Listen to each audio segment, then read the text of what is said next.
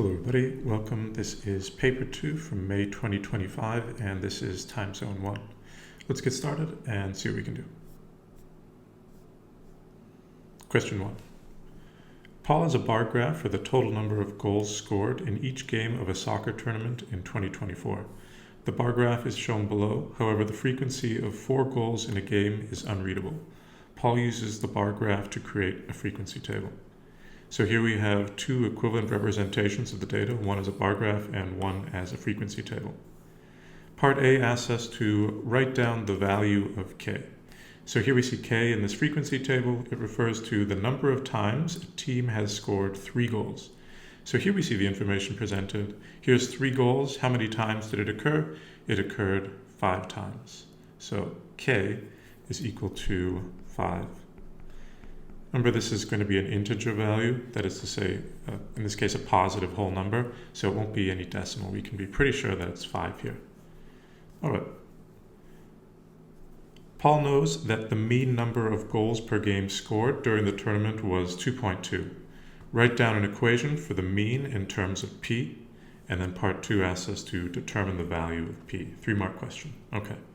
Write down an equation for the mean in terms of p. So the mean is our arithmetic mean, it's our average. So what does the formula for a mean look like? First of all, we write x bar, or mean, is equal to the sum of all the individual values. So it would be x1 plus x2 plus x3, all the way up to xn, however many values that there are in a set. And this is all over n, the total number of, in this case, games that are played, or total number of values in the set. So we know part of this information, but there's this missing piece, this p, that we don't know. So we're going to need to write an equation of the mean in terms of p. So let's go ahead. We're going to use this formula, substitute what we know, and then what we don't know we'll just have to leave in terms of p. All right, so the mean of the tournament is 2.2, so let's write that out. And then it's equal to the sum of all the individual values. So someone scored 0 goals 3 times. So we could do 0 plus 0 plus 0, or equivalently, I suppose, we could write 3 times someone scored or team scored 0. Same here, using this frequency table, 11 times someone scored or a team had scored 1 goal. So if we can write this, we could write 1 plus 1 plus 1 11 times to write the sum of all the individual values, or we could just write 11 times 1. And we can use the same process going forward. 7 times 2 goals were scored. And then k, we found out, was 5. So 5 times 3 goals were scored. We don't know how many times 4 goals were scored. It happened p times. So we'll just write p for this. And then finally, 1 time a team had scored 5 goals. And this is all over the total number of games played. And unfortunately, we don't actually know the total number of games played, but we can find that out by looking at the frequency here. 3 times someone scored 0, 11 times someone scored 1 goal, and so on. So we can add up all of these values. I'm going to do that just right here. Use a different color to maybe distinguish it. So we say 3 plus 11 plus 7. K was equal to 5, so we say plus 5. We don't know what P is, plus 1. These are all of the games played. Now if we sum this up, this will be 18, 21, 26. This will equal, total number of games played is 27 plus whatever this P is. We don't actually know what it is, but that's the total number of games played. So here's sum of all values divided by total number of games played. So we've written down an equation of the mean in terms of p. There's the mean, that's the total number of goals scored, and this is total number of games played. All right, let's just write this out as B1. And now part 2 asks us to determine the value of p. Okay, so often, especially when we have these 2 questions clustered under one, I guess, larger question, we need to draw on what we've previously done here. And so here we have an equation just in terms of p. So one equation just in terms of p. So we can actually solve for this unknown. And we can do that using nsolve. So let's go to the calculator and work that out. Let's find that missing value of p. That would make this statement true. Okay. So here we go. Calculator, menu, algebra, numerical solve. 2.2 is equal to, set up a fraction, and then just put what we have here. We don't actually need 3 times 0, but just for kind of bookkeeping, I guess we can include it. 3 plus p, I'm going to write p times 4 like this. Sometimes when you write a variable with open brackets, for some reason, at least the TI Inspire doesn't like that too much. That looks good. And then we'll write 27 plus p on the bottom. Ask the calculator to solve for p. And there we go. P is equal to 8. So in real world context, 8 times the team had scored, in this case 4 goals. All right. So let's go back to the document here and let's write that out. P is equal to 8. Okay. Looks good. Let's keep going. All right. Data for the number of goals per game in the 2025 soccer tournament are shown in the following box and whisker diagram. So this is 2025, previous was 2024. After comparing the box and whisker diagram from the 2025 tournament with the frequency table from the 2024 tournament, Paul concludes that the distribution of goals is consistent between the two tournaments. Part C asks us to state 2 observations that support Paul's conclusion using values from the data to compare any 2. And they give us the range, symmetry, median, and interquartile range. All right, so let's look at this. The range is probably going to be the easiest one to determine. Range is just max minus min. So here, max goals is 9 minus 0. So maybe actually let's write this out. Let's call this range, let's call it range 25, and let's write out range 24, just to keep track of these. So range we know is max minus min. So for the 2025 season, the range is 9 minus 0, and that's 9. And for our frequency table, lowest goals is 0, max is 5, so 5 minus 0 is just going to be 5 minus 0, and the range would be 5. So I looked at the mark scheme earlier to see would this count. It doesn't exactly, what can we say, support Paul's conclusion, but it is one of the comparisons that they are granting a mark for. So I don't think this is actually too strong of evidence because the range is actually quite different between the two, but this is one piece of evidence that compares both the 2025 and 2024. And this is one mark, one way that you could get a mark is by comparing the range. To be honest, I don't actually think it supports Paul's conclusion too well because they're quite different, but it is one way that we could get a mark. All right, interquartile range. Interquartile range, remember, is Q3 minus Q1. For the box and whisker plot, that's not going to be too hard to find. And then the median is, of course, just Q2. So we can find these from the box and whisker, but then finding them from the frequency table might be a little more challenging. Let's look at the median first. Median is equal to 2. So I'm just going to do the same kind of process here. The median for 24 and the median for the years 2025. Median for 2025 is just this center line right here, and we know it is equal to 2.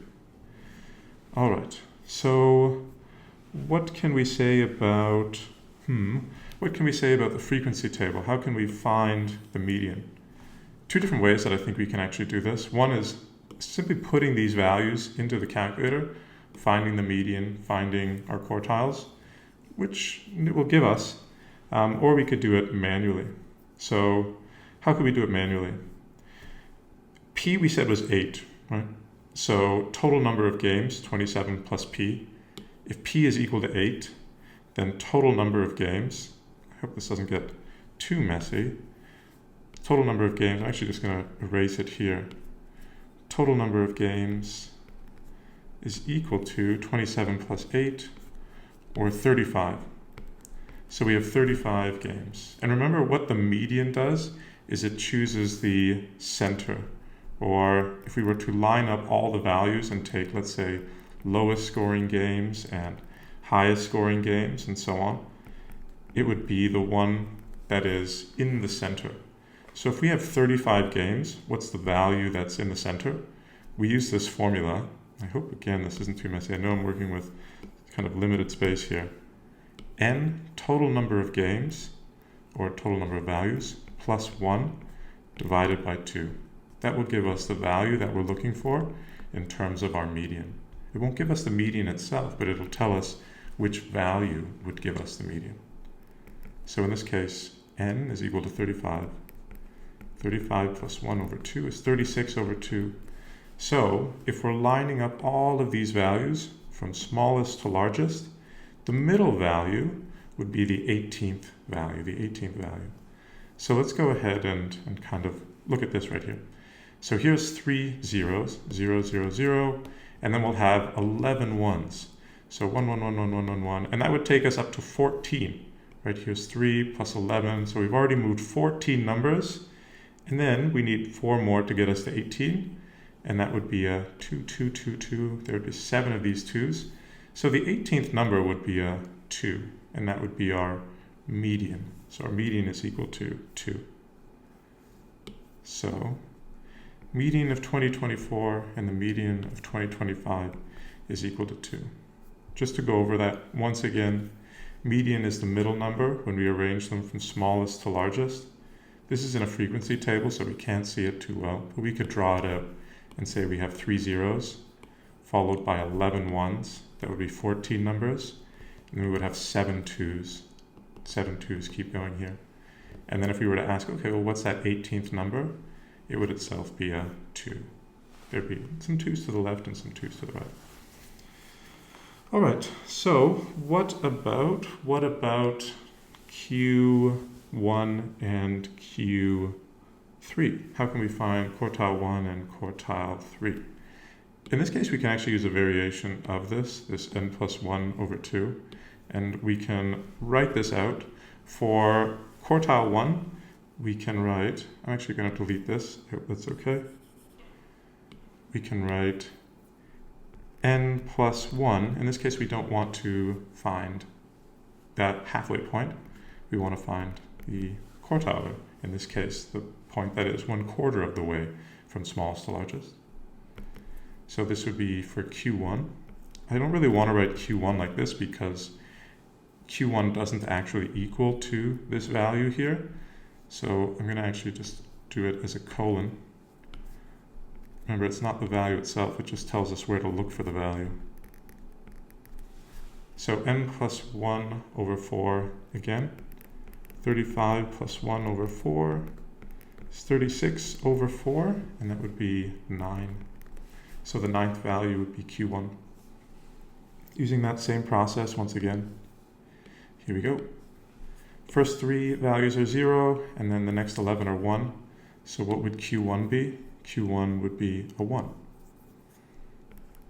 Q1 is equal to 1. Right? And if you wanted to, we could write 1, 2, 3, 4, 5, 6, 7, 8, 9, 10, 11 before the 2's start and so. And we could say, okay, well, what's the 9th number? Well, the 9th number is a 1.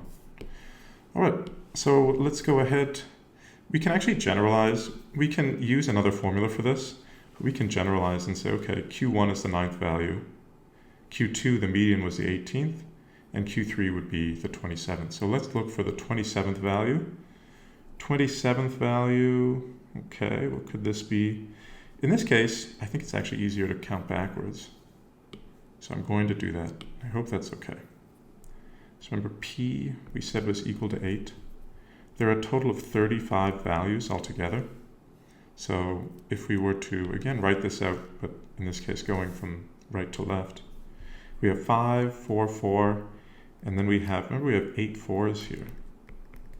So if we're asking what is the value that is 9 from the left, or what is the 27th value. This is the 35th value. And then what happens if we go down, well, to find the 9th value, 1 plus 8. The 9th value would still be within this range right here. So it would actually be a 4. You can convince yourself of that by writing out 8 4s and then just counting 1, 2, 3, 4, 5, 6, 7, 8, 9. The 9th value is a 4. So what do we have? Q3 is equal to 4. And then I know this is getting a little cluttered here. Q3 minus Q1, which is our interquartile range, is 4 minus 1, which is equal to 3. Okay, so yeah, that is what we wanted to do. Interquartile range is equal to 3 when we're talking about 2024, and when we're talking about 2025, interquartile range is again 3. So let me actually write that out here. Let's write it out in black. Okay. So let's write IQR 24 was 4 minus 1, which we found up here. There's Q3, there's Q1. And it equals 3. And IQR of 25, there's Q3, there's Q1, is 4 minus 1 is equal to 3. So that would be another way. The last way, if we wanted to prove this using symmetry, symmetry I think is easiest to kind of define by looking at kind of standard normal curve. Standard normal curve is symmetrical. Then we can have something that is what's called skewed right, that kind of trails off, or we can have something that is skewed left. Either it skews right, trails off in the right direction, or skews left, trails off, going left. In this case, what is a symmetry?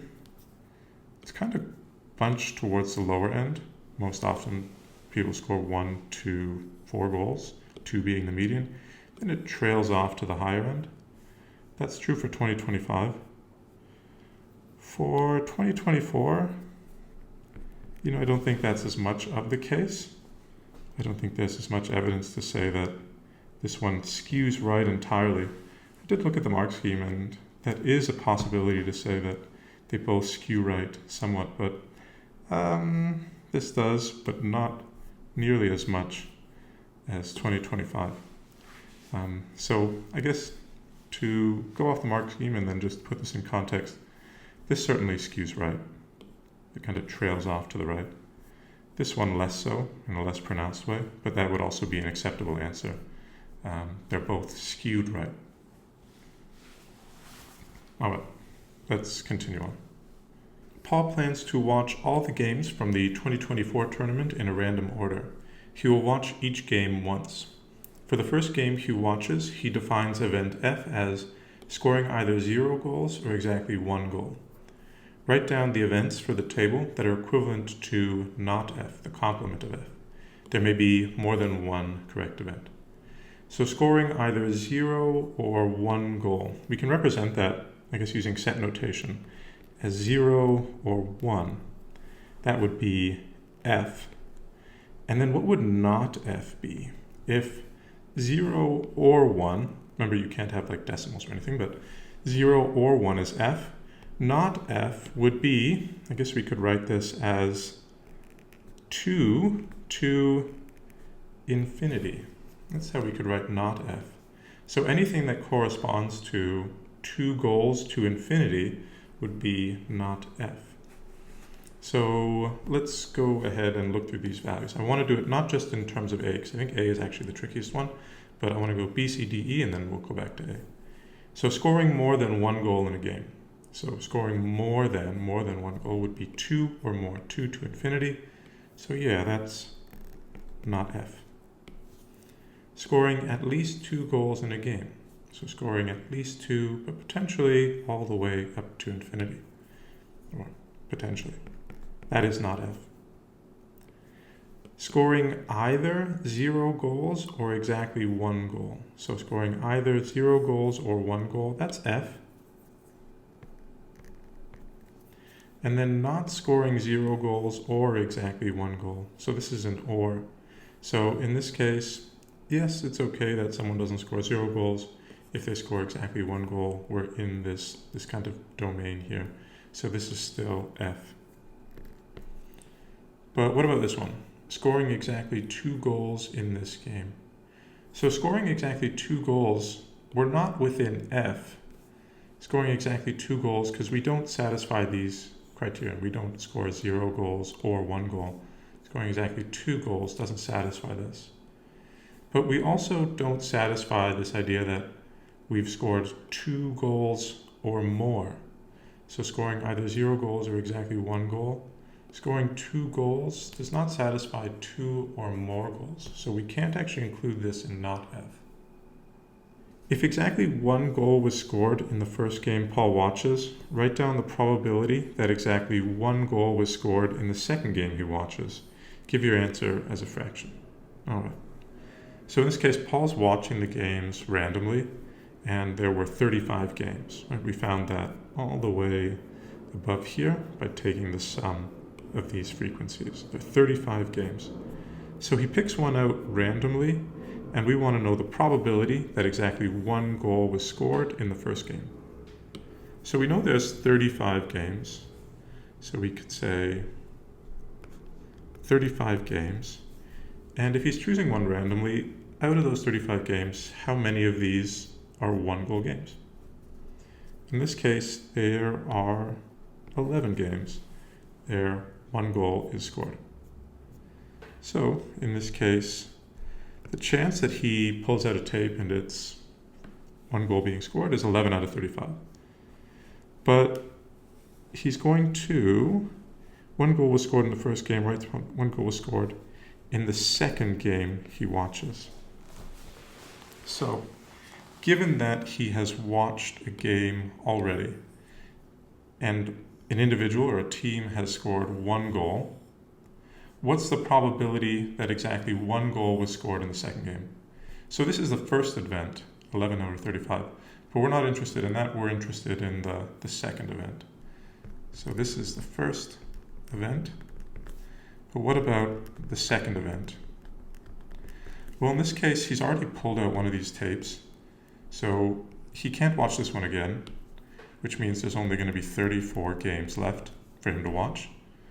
And what's the chance that he pulls out a game and it's also a game where there's 1 goal scored? Well, he's already watched one of these in the first case. So in this case, the chance that he has a 1 goal game will only be 10 because he's already watched one earlier. And so in this case, it's 10 over 34, or I guess we could write it as 5 over 17. Either of these would be okay. So the chance that the second game he chooses to watch, or that he randomly watches, is one where 1 goal is scored would be 10 out of 34. All right. Let's move this aside for now. Part F. Calculate the probability that 5 goals were scored in the first game that Paul watches and 0 goals were scored in the second game that he watches. Okay, so I actually had to look at this one again because when I saw 4 marks, I thought, geez, it sounds like there's a lot going on here. But I think this is actually quite generous for 4 marks, and even to the point where it might be confusing to say, am I really getting all of this? Because it's rather high. But I think it's actually not too bad. Here we have just 2 independent events. We have PA and B. And we know that that is equal to PA times PB. And in this case, what is PA and what is PB? Well, just the probability that 5 goals are scored in the first one. We could call that PA. And 0 goals are scored in the second. We could call that PB. So let's use a similar process to part E and work this out. PA, if this is the probability that 5 goals are scored in the first game he watches.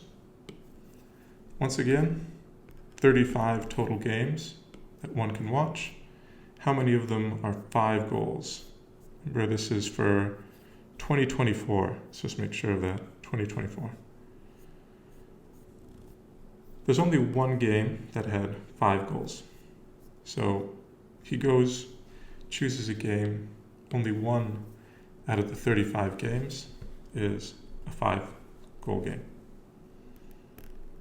He goes to the next one. Now there's only 34 games to watch. How many of those 34 games would be 0-goal games? Let's find out. Here it is. We have 3 of them being 0-goal games. And so in this case, 3 out of 34 would be 0-goal games. And then, what is this? I'm actually going to use my calculator for this, just the one that I have by my side. Okay. 3 times 1 is 3, that's okay, but the bottom is 34 times 35, which is 1,190. Leave it as a fraction or as a percent to 3 sig figs, and that's it. I really thought it might be a little more challenging, but for 4 marks, that's pretty generous. Just make sure you show all of your process, because just the answer wouldn't be enough. There it is. Chance of 5 goals times chance of 0 goals. And then this is the compound event, where we want both of these things to occur, and they are independent. They're not independent. In this case, they are dependent. So let me actually just change this. PA and B is equal to PB. You wouldn't need to write this out. PB given A. So this is probability of A times probability of B given that A has occurred. That's why it's 3 out of 34 only. Okay, nice question, I think. 4 marks is, I think, kind of nice. Maybe a little generous as well. Question 2. This looks like a financial mathematics question. Give all answers in this question to the nearest dollar. Annika invested 10,000 Canadian dollars in an account which earns a nominal annual interest rate of 3.4% compounded monthly. Calculate the value of Annika's investment after 6 years. All right, 3-mark question. 2 different ways we could solve this. We could either use the financial solver, or we could use the compound interest formula. So I think often it's actually more straightforward to use the compound interest formula with these types of questions, and use the financial solver when we really need to use the financial solver. So here is the compound interest formula. Let's go ahead and find it. I think it's within, here it is. So what do we have?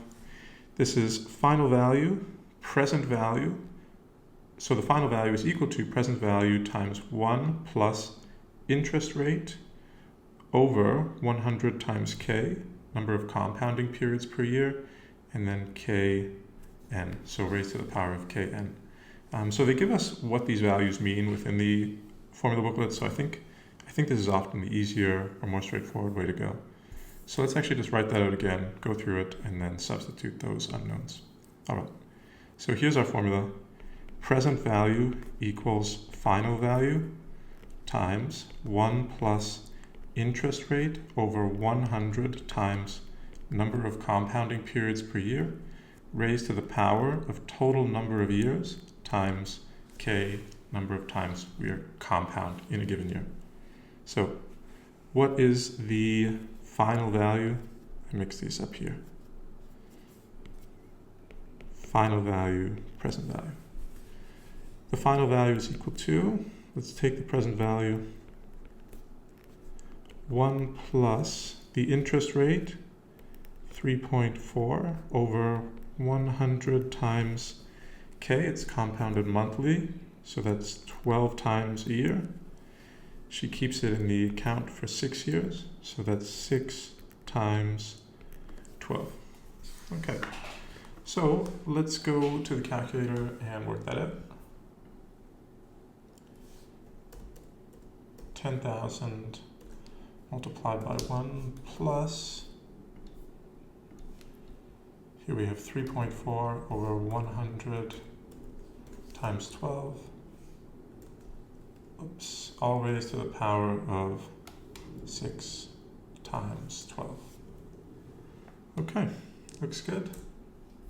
So $12,000, $259, or $12,259, and then 40 cents. I'm going to make sure that there's not a decimal kind of hiding behind there. I'm going to go into settings and check the float.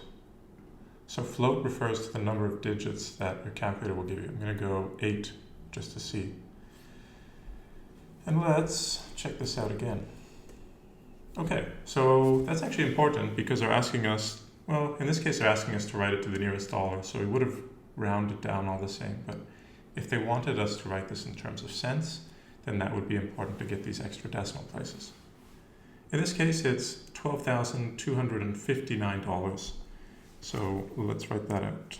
Go back to the document. So 12,259. And let's write the dollar sign as well. Okay. Shall we do it with the financial solver? I'm actually going to show you how to do this with the financial solver as well. Some of you prefer this, so let's go ahead and do that. Menu, finance, financial solver. All right. Interest rate is the easiest one to put in. I always start with that generally. I think it's not too bad. 3.4%. Present value. Present value is $10,000. That's the amount that she put in the savings account. By convention, money flowing out, we write as negative. It's her money, but it's flowing out of her pockets and into the bank, we would say. Payment, there's 0 recurring payments. Final value is what we actually want to find. PPY and CPY, what do we do in this case? Well, we know that the compounding period per year is 12. The bank pays us monthly interest rate. So compounding periods per year is 12. Interest is compounded monthly. Payments per year, we don't make any payments, PMT, we don't make any recurring payments. If the recurring payments are equal to 0, then PPY is equal to CPY. Okay, so let's go up, and the total number of payments that are made, in this case, we have 12 payments per year times 6 years, so a total of 72 payments. And now we should be able to find the final value, which is $12,259 and 44 cents once again. Okay, so 2 major areas that I think are challenging here is negative value for money flowing out. Here it wouldn't have mattered too much. This would just be negative if you left this positive. And PPY and CPY, because there are no recurring payments, so PPY is kind of a tricky one, right? It's somewhat counterintuitive or not as obvious. So compound interest, I think generally the formula, but if you like using the financial solver, just be careful. Okay, let's move on.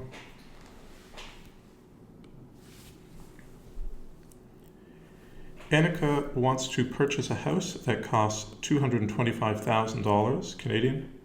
Annika uses the value obtained in Part A to make an initial payment on the house and takes out a loan to pay the rest. Determine the amount of Annika's loan. Okay, so that's, I guess as an aside, it's kind of a risky loan. Her deposit is super small compared to the actual value of the loan. I don't even think this would actually meet the minimum requirements that you need to take out a loan, to be honest, in Canada. But here it is all the same. Okay, so $225,000. To be honest, I mean, a house in Canada that costs $225,000 is, anyways, it's not likely. Determine the amount of Annika's loan. So, how much did she save? She's got $12,259. She wants to purchase a house of $225,000. She's not going to ask the bank for this total amount. She's going to give them an upfront deposit and then ask for the remaining amount. So in this case, the total value of the house is $225,000, but she already has $12,259.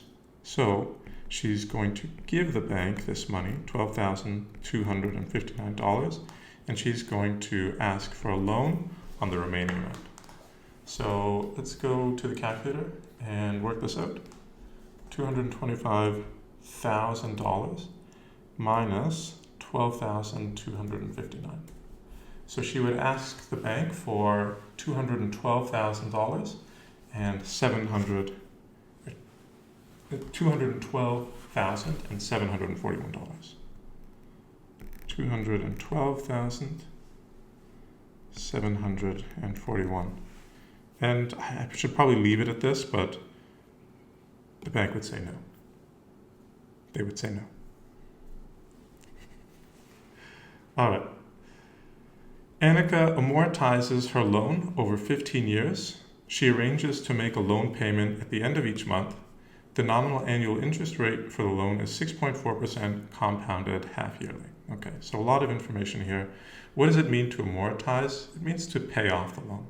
So over 15 years, she's going to pay off the loan, and she's going to make payments at the end of each month, annual interest rate, and then we have the compounding rate of the interest, which is half yearly. So for this, we're going to need to use the financial solver. So I'm actually going to write out each of those values, and then we can fill them in here. So there's total number of payments, interest rate, present value, payments, and oops, fix that. Final value, payments per year, and then we also have compounding periods per year. Okay, so now let's fill in these values, and we should be able to work this out. Okay, so she's going to pay off this loan over 15 years. Easiest one to start with is interest rate. That's 6.4%. The present value is, in this case, the amount of the loan, or the size of the loan. And the size of the loan is $212,741. So present value, we'll leave this actually as positive because it's in her hands. She has the money. The PMT, the payment, is what we're trying to find. So we'll leave that empty for now. The final value is 0. She'll be paying off the loan. Payments per year, she's going to make a payment at the end of each month. And compounding half yearly. That means twice a year. So every half year she'll be paying. And now what do we do about N? N is connected with PPY. So payments per year. She's going to be paying off or amortizing this loan over 15 years, and each year she's going to be paying the bank 12 times. So 15 times 12 is going to be 180. So she's going to make 180 payments. N is total number of payments. Okay, so we have everything we need. We just have one unknown. Let's go to the calculator and work this out. Here we are. Menu, finance. Okay. So 15 times 12, 180, 6.4. This is the size of the loan at the moment. Payments we want to find. Final value is 0. Payments per year is 12. Compounding period is 2, and she pays at the end of each month.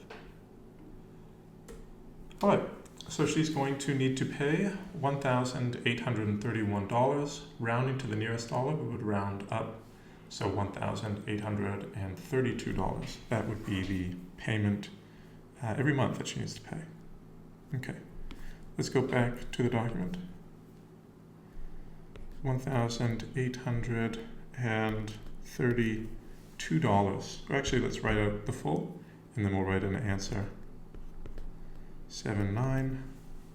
And then if we wanted to, if they're asking us to round to the nearest dollar, for something like this, we could write, let's say this is C. Then we would write PMT equals $1,832. And I guess, just for good form, we should put the $sign. Okay. Let's continue on. So 5 marks is a very large value, which is maybe a little surprising. These usually were 3 or 4 marks.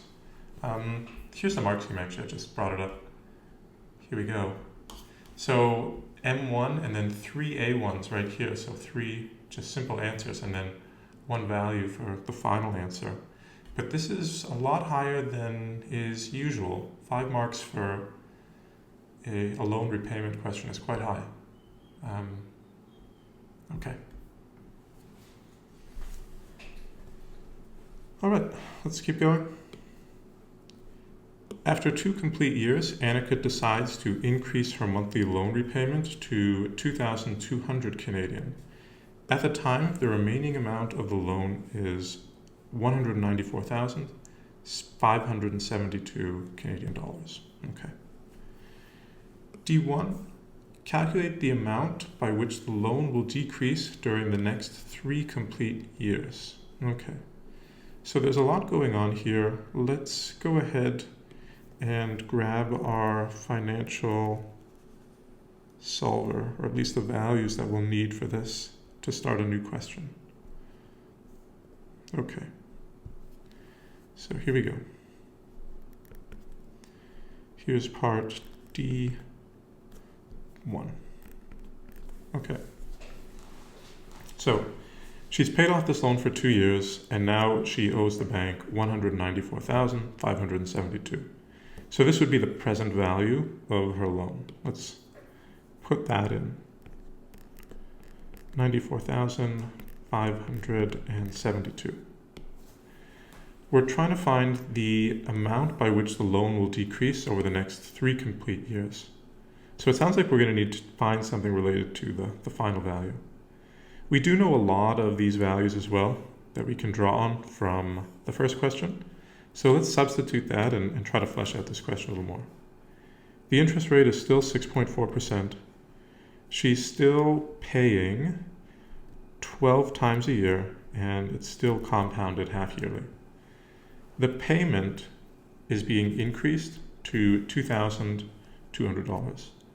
So remember, money flowing out is negative.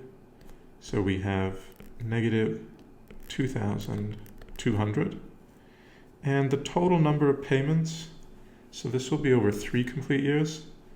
3 times 12 payments a year, gives us 36 total payments. Okay.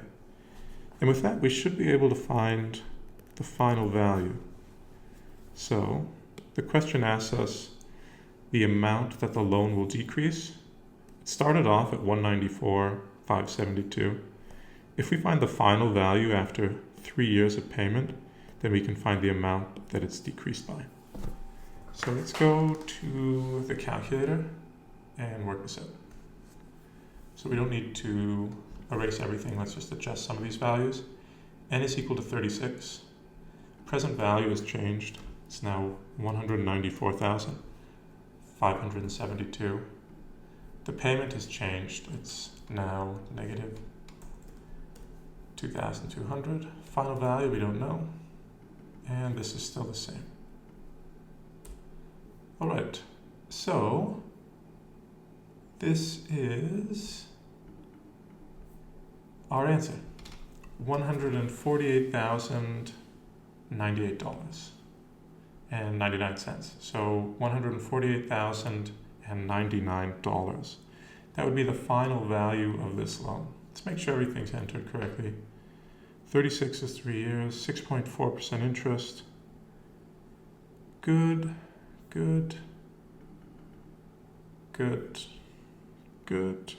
Right. So $148,099. Gonna go back to the document and write this out. 148,098.99.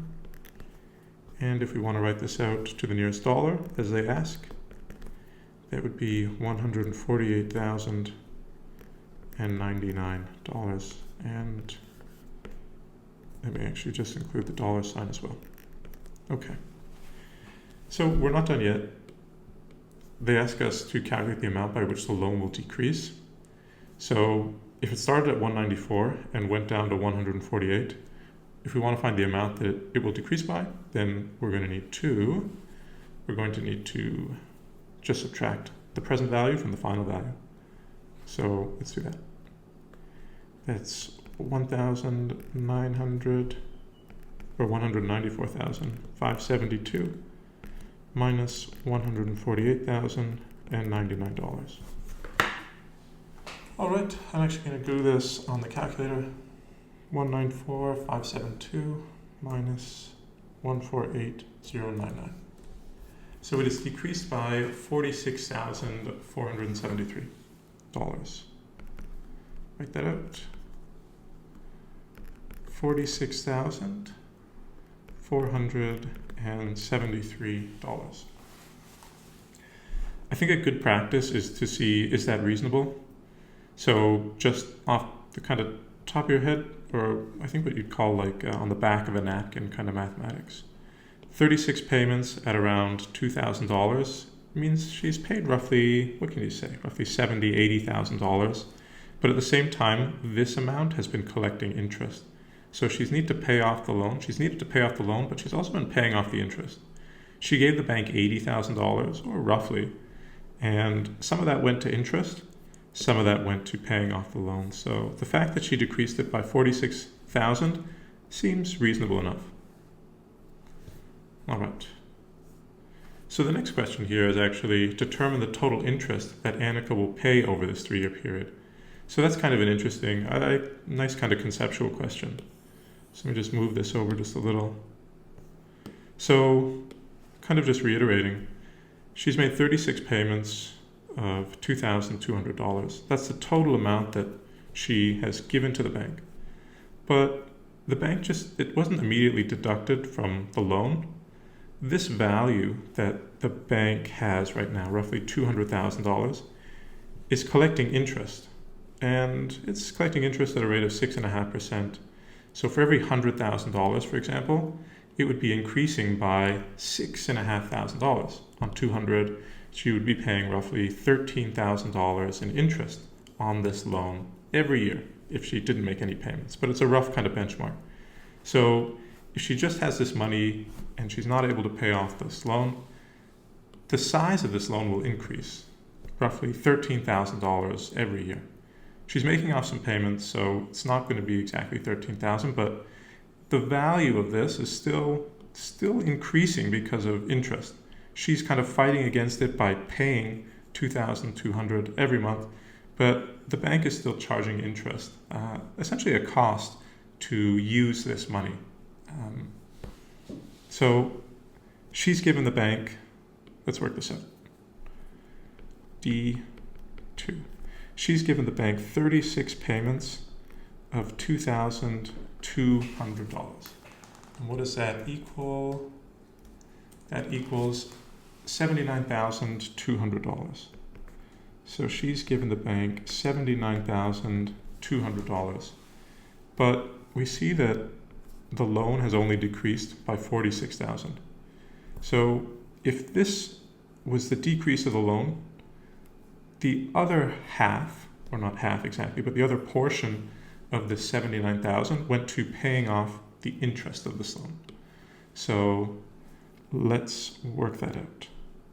So total amount that she gave to the bank minus the decrease of the loan will give us the interest that she paid. So just going to the calculator, 7920 minus 46,473. That equals $32,727. So Once again, just to summarize, total payments, 36 payments of $2,200. She's paid written checks to the bank on the order of $79,200. But some of that went to paying off this loan. Some of that went to paying off the interest. And so if the value of the loan has itself decreased by $46,000, this tells us the amount that went to pay off the loan, the amount that went to go to pay off the loan. And what didn't pay off the loan went to paying off the interest. And so this is the amount that was paying off the interest. Total amount paid to the loan, and amount paid to interest. So this is the amount.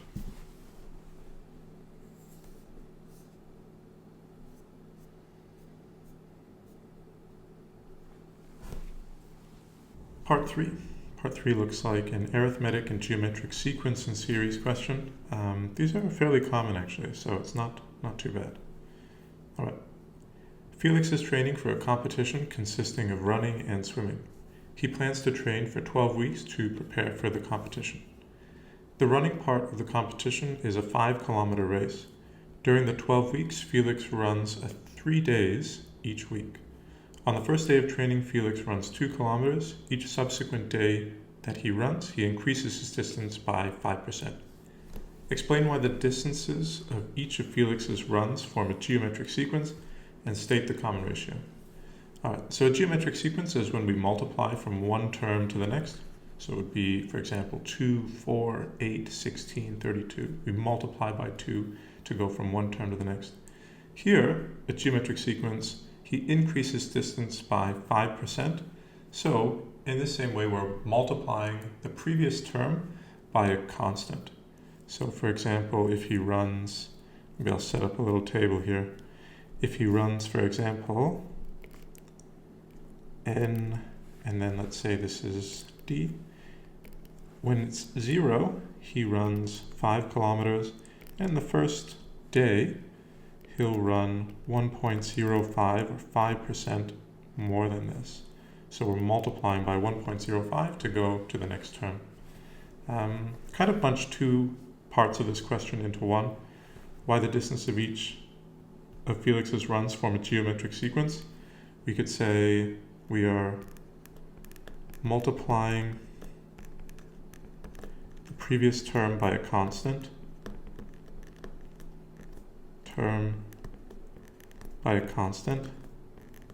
That is to say, we're multiplying the previous term by a set value. That's that rule that takes us from one term to the next. And what is that constant? What is the common ratio? In this case, r is equal to 1.05.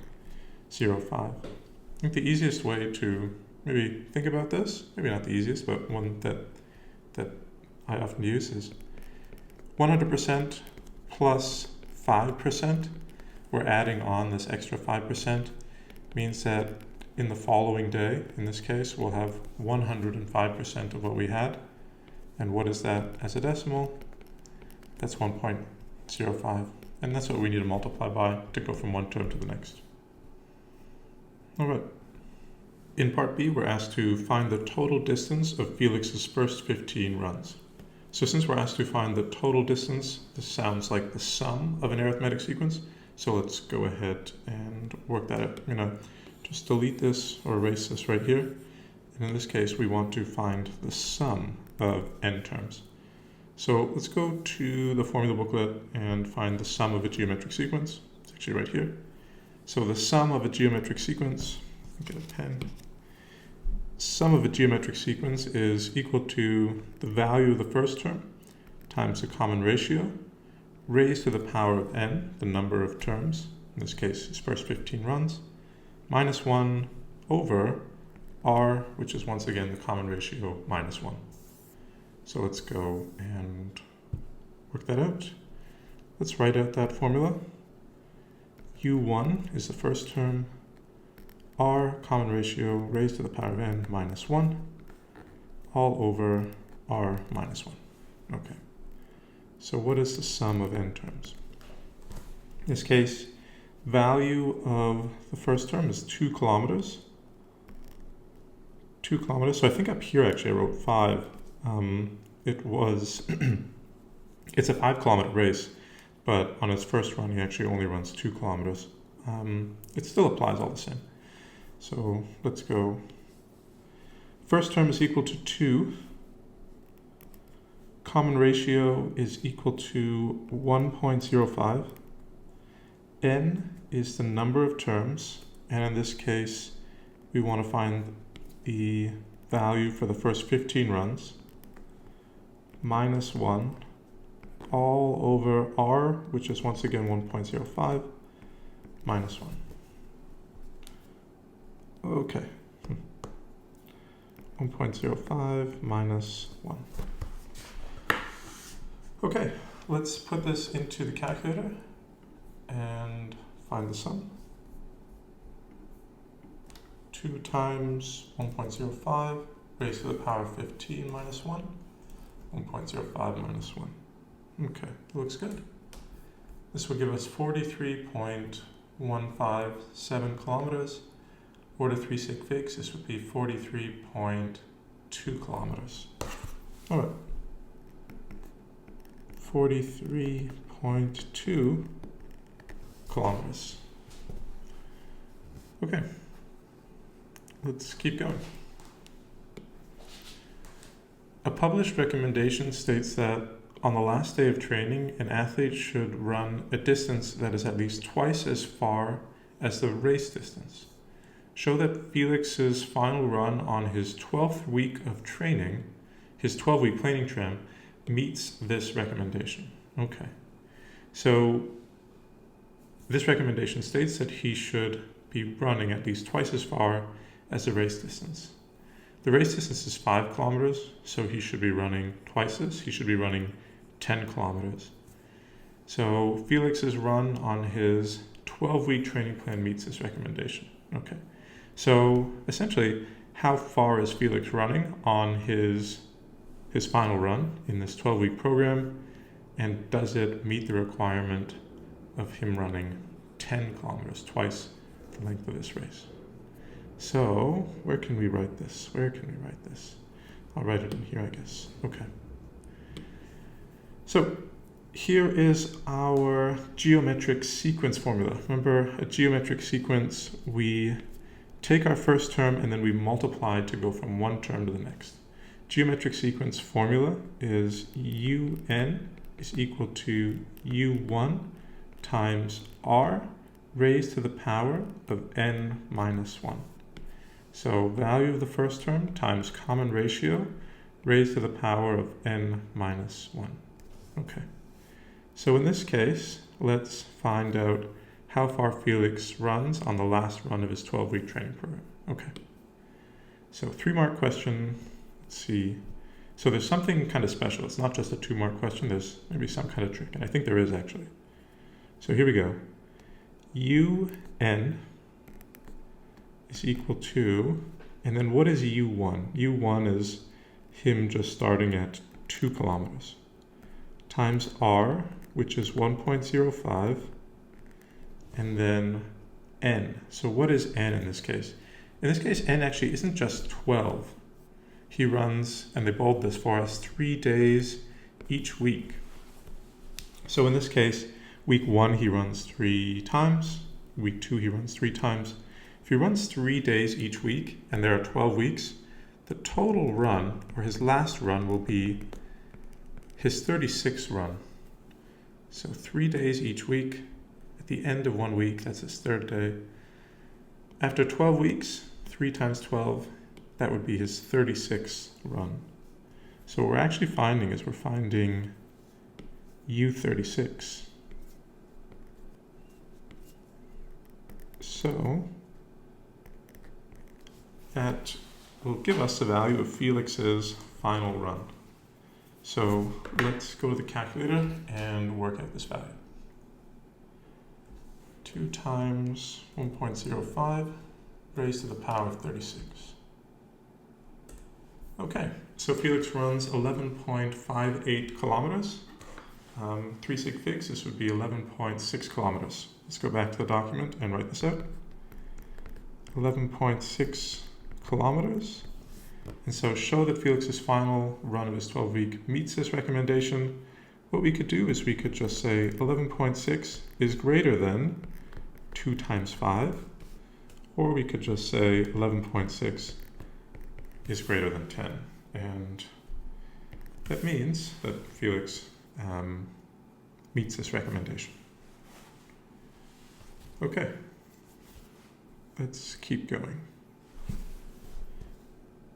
For the swimming part of the competition, competitors must swim 375 meters out to a marker in the water and then 375 meters back to the shore. Felix plans to swim 2 times per week to train for the swimming portion of the competition. On each day he swims in the first week, Felix swims out to a marker that is 80 meters from the shore and then swims back to the shore. At the start of each subsequent week, the marker is moved to increase the distance between the marker and the shore by a constant amount. Felix swims a total of 704 meters in the 4th week. The distances that Felix swims each week form an arithmetic sequence where each term un is the total distance he swims in the nth week.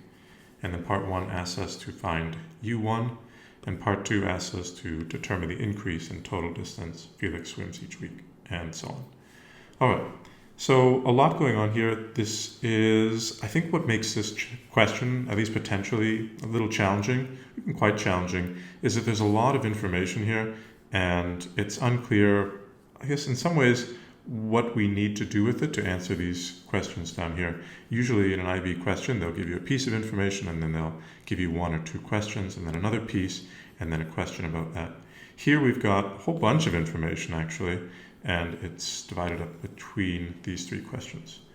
So let's try to piece it together and see what we can do. So here we go. Part D1, find U1, the first term. So remember, UN is the total distance that Felix, this person, swims in the nth week, or any given week. So U1 is the total distance that he swims in the first week. All right.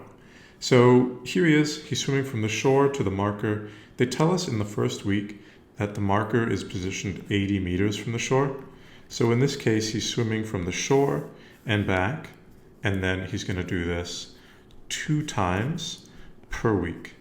So if we want to find the total distance he swims in that first week of U1, it's going to be equal to, well, he swims 80 meters to the marker, and he needs to swim back, so it's 80 times 2. And he's going to do that twice a week. So this is 80 times 2 is 160, that's a single day, and he's going to do that twice a week. So altogether, he's swimming 360 meters in any given week. So U1 is equal to 360 meters. Okay, let's go on. Wait, 160, 320, I'm sorry, 320 meters. So let me just reiterate once again. 80 meters there, times 2 there and back is 160, times 2 is equal to 320. I'm sorry, there we go. Okay, part 2, determine the increase in the total distance Felix swims each week. Okay, so we're told that he adjusts these markers at a constant rate, and that with this adjustment, it forms an arithmetic sequence. So he adjusts these markers by the same set each week. So I think for arithmetic sequences, and even for geometric sequences, it's often, I think, a decent idea to create a table. Sometimes just conceptually, it's nice. So here's n, the week in which he is swimming. And then we can say, since we're talking about the total distance, let's write distance, and then we can even write dt, or maybe capital dt as the distance, the total distance that he swims. So just to write down this information, in the first week, he swims 320 meters. We don't know how much he swims in the second or the third, but in the 4th week, they tell us that Felix swims 704 meters in the 4th week. So we do actually have this information of 704. And what they're asking us here, and it's maybe a kind of roundabout way, determine the increase in the total distance Felix swims each week.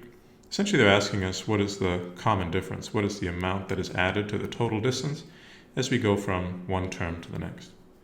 So remember, for an arithmetic sequence, we add a common difference. So 320 plus some common difference, that takes us to the second term. Adding another common difference would take us to the third term. And adding another common difference would take us to the fourth term. And the question that we're really asking here is, well, what is this? What is this d? What is the common difference here? And I kind of like this representation because within this, although it might not look like it, we actually have an equation. This is 320 plus 1, 2, 3 plus 3 common differences equals 704. So just to write that out, for example, 320, that's his initial amount, plus some common difference, plus another common difference, plus another common difference, plus 3d is equal to 704. So we know that this d is constant rate of increase. We actually have an equation here. We can go to nsolve and solve this. That's actually what I'm going to do now. So let's actually go into the calculator and work that out. You can do this algebraically as well, but I'd imagine nsolve is going to be one of the more common ways to solve this. So 320 plus 3d equals 704. Ask the calculator to solve for d. And here we have it as 128. So d, going back to the document here, d is equal to 128. So another way to, I guess, conceptually think about this, and I'll show you the way to do this just with a formula as well, is if this is the first week right here, and this is the fourth week, you can say, okay, well, if we want to go from the first to the fourth week, how far are we traveling? Say 4 minus 1, well, we travel through 3 hops, and that's where this d comes from, or d plus d plus d, these 3 hops, these 3 common differences. And you can say, okay, well, in these 3 hops, how far have we traveled? That is to say, what's the difference from 320 to 704? 704 minus 320 gives us 384. And another way to conceptually think about this is, okay, in 3 hops, 1, 2, 3, 3 hops, we've traveled a distance of 384. If these hops are equal, what is the size of 1 hop? We could say, okay, well, 384 divided by 3, so total distance traveled divided by number of hops, equals to 128. That's another way to think about this conceptually. And I guess once more, if you want, as some of you are going to reach for this way as well, using the formula. So here's our formula. un is equal to u1 plus n minus 1d. This is our arithmetic sequence formula. And we actually know something. We know that u1 is equal to 320. So we've got this taken care of. And we have another value. We know that u4 is equal to 704, the total distance he swam on the 4th week. So putting this in, for n is equal to 4, we can't use u1 because it's already used here. It won't give us useful information. We need to use a different term. So when n is equal to 4, let's work this out. So for u, n is equal to 4. So wherever we see an n, let's replace it with a 4. u1 is equal to 320 plus n is equal to 4. 4 minus 1 times d. We don't know d. We don't actually have 2 unknowns. We have d and u4, but we know u4 is equal to 704. So let's put that in.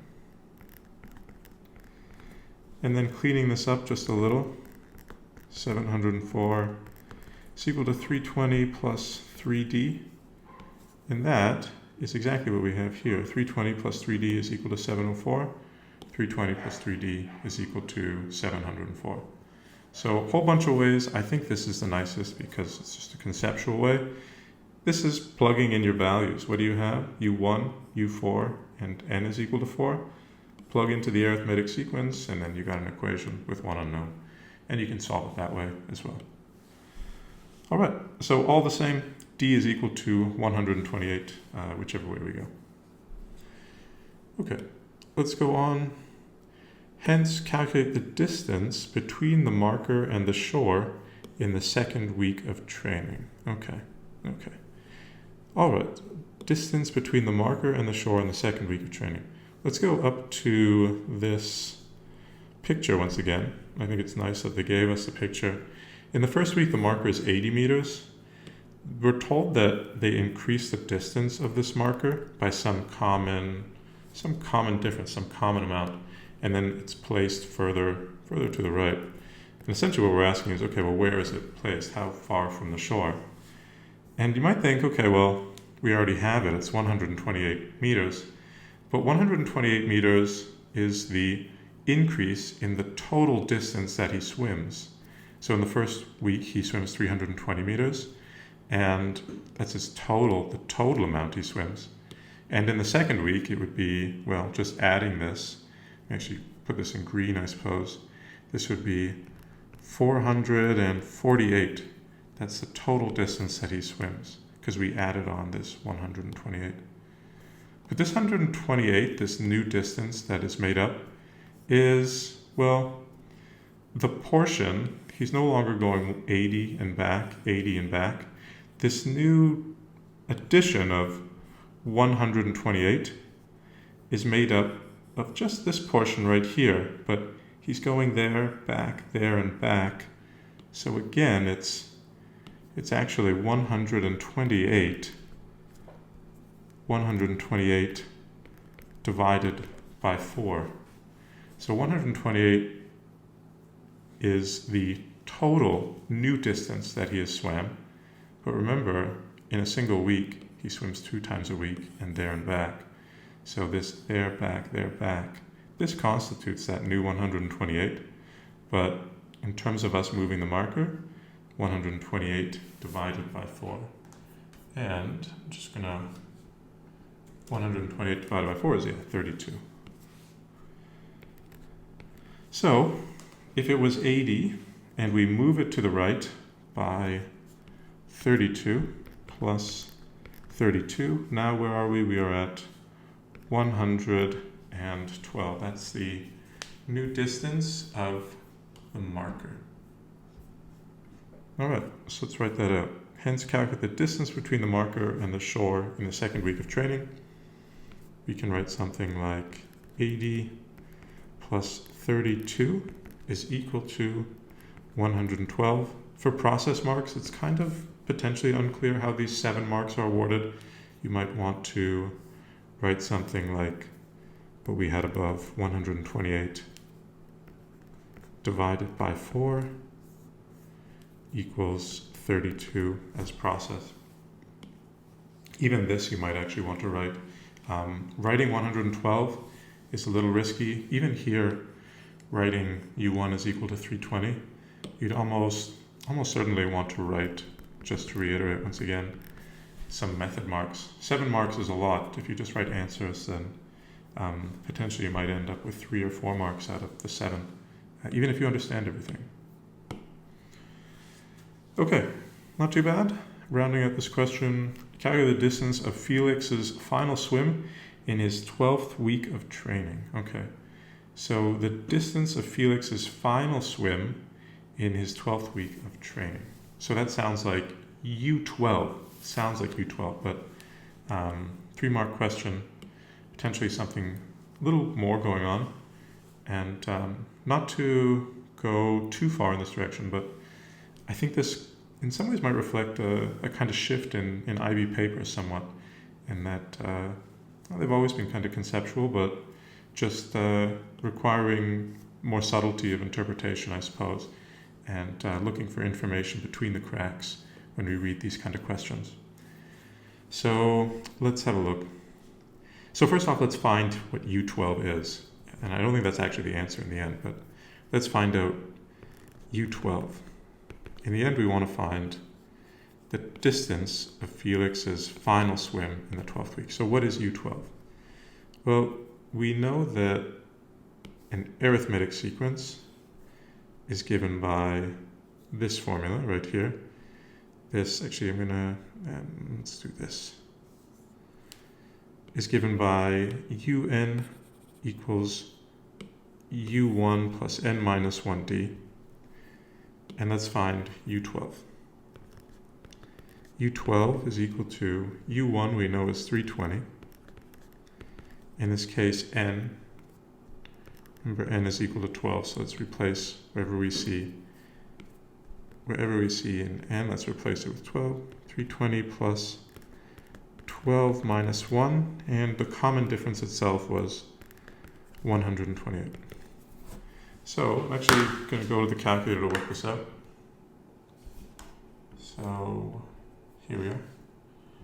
320 plus 12 minus 1, I'm actually just going to write 11 times 128.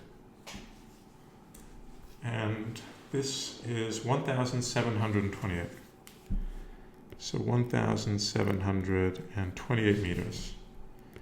This is remember, the total distance he swims in the nth week, and he swims 2 times per week. So if we want to find the distance of Felix's final swim in the 12th week, well, he's swimming twice a week. The first swim and the second swim, those are both the same, but he does this twice, so 1728 is the total distance he swims in that 12th week. So what we're going to need to do is we're going to need to take 1728 and divide it by 2. So 1728 divided by 2 gives us 864. So once again, un, total distance he swims in a week. He swims 2 times per week. This represents the total divided by 2, and we can find out how far or how much he swam in his final week, which is 864 meters. Okay. Part 4. Airflow Industries is designing a doorstop in the shape of a triangular prism ABCDF. So here it is, ABCDEF. The points A, B, and C are the coordinates of the vertices of one of the triangular faces of the prism. So here's A, B, C. Point D is another vertex as shown in the following diagram. All measurements are in centimeters. So we have this triangular prism. What that means is it has uniform cross-section. That means you can take a slice through it and it will have the same triangular face as long as you do it at a right angle to this. Take a slice through it and just kind of like a piece of bread, you'll have this triangular face throughout. Part A, write down the coordinates of F. So to work this out, I think let's label some of these vertices. So A itself is equal to 13, 1, 0, and we need to find F eventually. And I think in some ways, what can we say?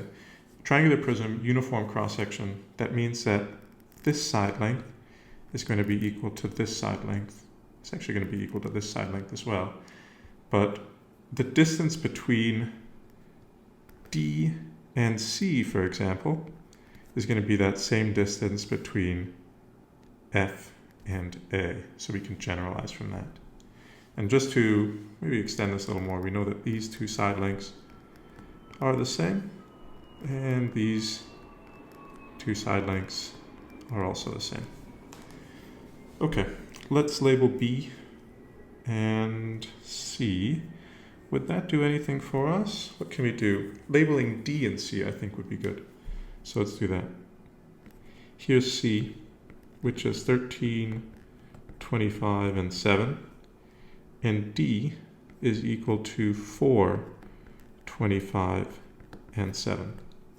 So for each of these, sometimes when we just have two coordinates, like let's say, just like x, y, for example, if you have 5 and 2, for example, on a plane kind of coordinate plane, well, x is distance to the right, y is distance up. When we have 3 dimensions, of course, things are not too different actually. This is x, this is y, and this is z.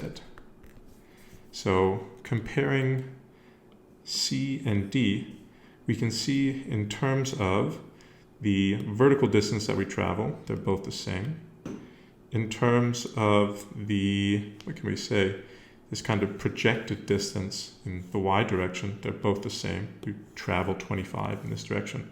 But in terms of x, the horizontal distance we travel, this only, I guess, juts out in some ways a distance of 4, and this is all the way to 13. So what's the difference between point D and C in terms of the horizontal distance traveled? Well, it's 13 and 4. So just looking at the x-coordinate, we could say x1 and x2. Let's just write it out like this. 13 minus 4, it's a difference of 9. And in a similar way, the difference is also going to be 9 here if we look at f. So what is f? F is 13 minus 9 is also going to share the same y-coordinate, or x-coordinate as this right here. This is going to be 4, 1, 0. So write down the coordinates of f. 4, 1, 0. Okay. Find AC. So part B, find AC. So here's A, here's C. We want to find the length of this line segment AC. All right, not too bad. Remember we have the distance formula, which is a Pythagorean formula, or the Pythagorean theorem more or less. That's in 2 dimensions, but what about in 3 dimensions? This is actually in our formula booklet as well, and here it is. Oops, I think I lost it. This should be here. There it is. Distance between 2 points. So here is x1, x2, y1, y2, z1, and z2. Essentially an extension of the Pythagorean theorem.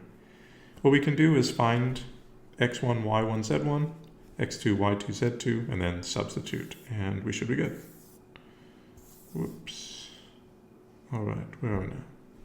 Here we go. All right, find AC. Find AC. So let's write out our formula. I write it down right here, I guess. I think we'll need the space. All right.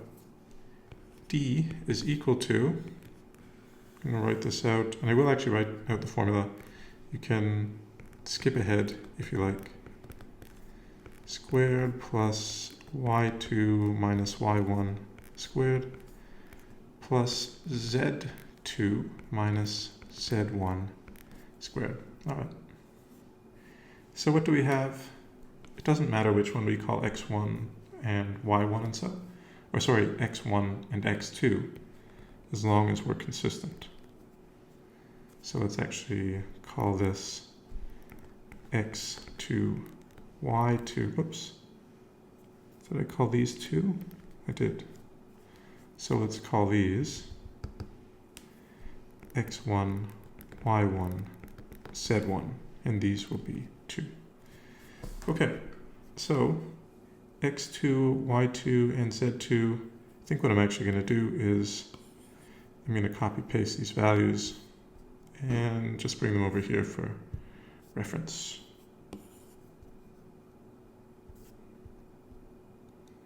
All right, where are we now? There we go. So we have x1 and x2. These are the values we're going to work with. Let's substitute into the formula, and we should be able to find AC. Okay. Here we go. x2 minus x1. This is going to be 13 minus 13, so it actually just goes away. y2 minus y1. 25 minus 1 squared, and z2 minus z1, which is actually not too bad of a number as well. So what are we going to find in the end? 25 minus 1 is going to be 24 squared plus 7 squared, and then we're going to need to take the square root of that. So let's go to the calculator and work that out. Here we go, square root 24 squared plus 7 squared. All right, and it actually gives us a nice rounded number of 25. This is what's called a Pythagorean triple, when it works out nicely like this. So there it is, 25. Let's go back to the document. and write this out. So AC is equal to 25. All right, part C. Part C asks us to show that triangle ABC is a right-angled triangle. So here we are, ABC, show that it's right-angled. So show that within here there is a right angle. Okay. Okay. Interesting question. Whoops. So what I think might be helpful is to just deal with this face right here, this ABC. So let's take just what we need. Let's draw this, see if I can. Hopefully this will help me out here. It did. Okay, great. Okay, so we've got, that's not a right angle anymore, but here we are. So we've got this triangle. I'm going to make it a little bigger if I can. Can I? I'm sure I can. Let's see. Okay, I'm going to work with it as it is. So we've got this triangle. We know the length of AC. AC is equal to 25. We just found that out. So here's A, here's B, here's C. And the question is there actually a right angle here? That's the question. So this is 25. Now, what is the distance between A and B? A and B. Do we have B? We do. 13, 25, 0.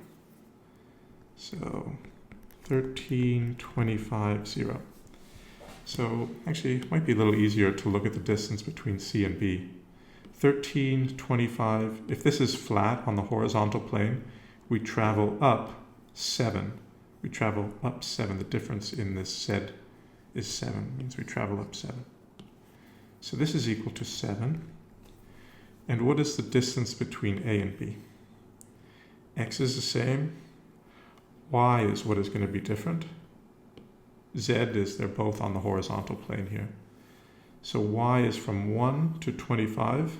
If we start at 1 and go all the way to 25, then this itself must be 24.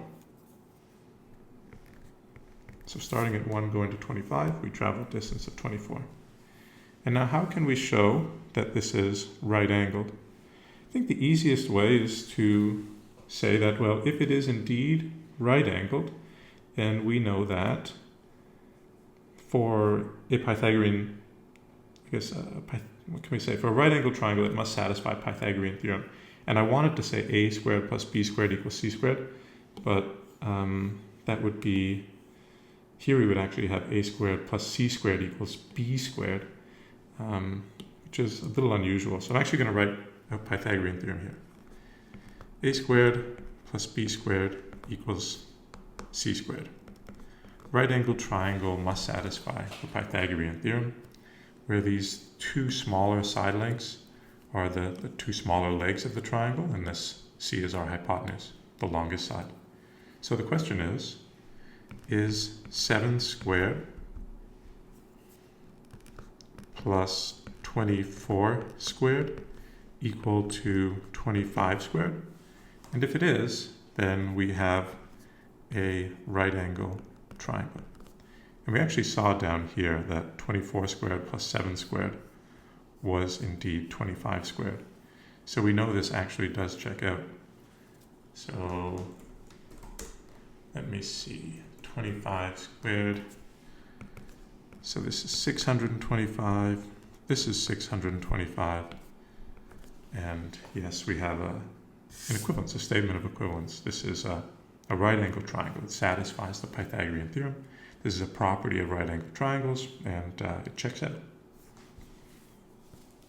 All right.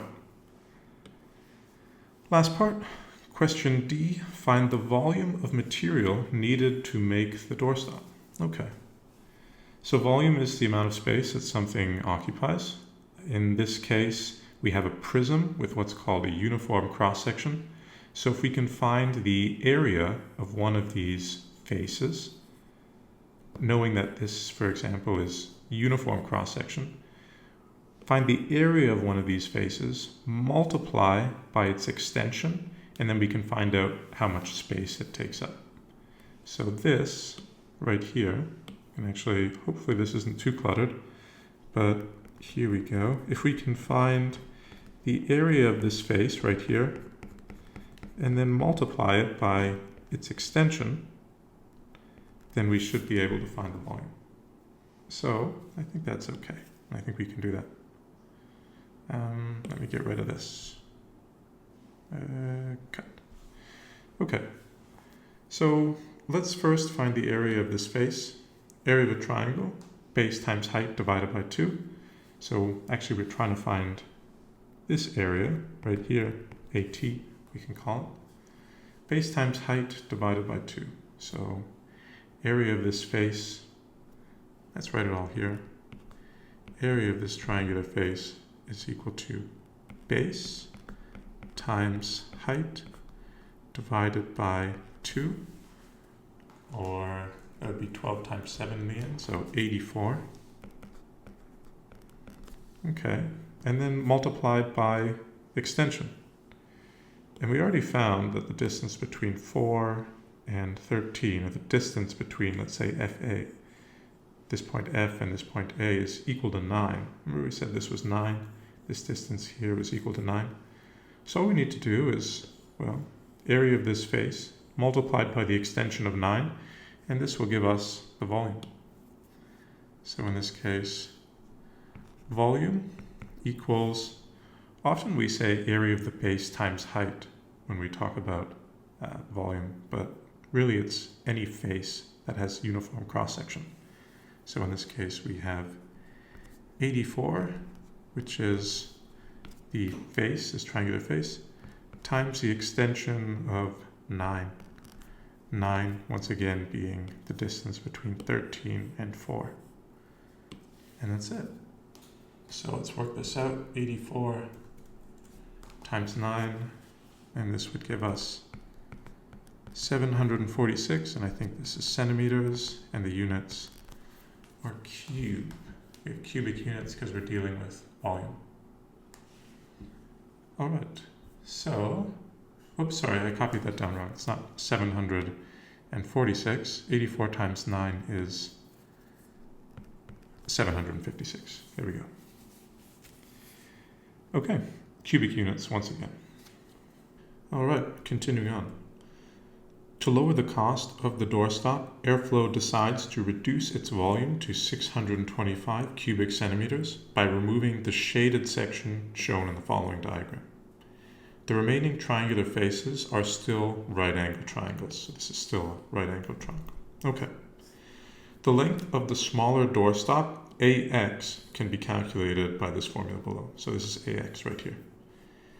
AX is equal to AB times the square root of VS over VO, where VS is the volume of the smaller doorstep and VO is the volume of the original doorstep, both in cubic centimeters. Find AX. So it kind of looks complicated, but really we just have an equation and we know a lot of these things. We know AB, we know VS, we know VO. Substitute and then just find the missing value. Looks kind of complicated, but substitute and then solve for an unknown. Okay. So let's write it out here.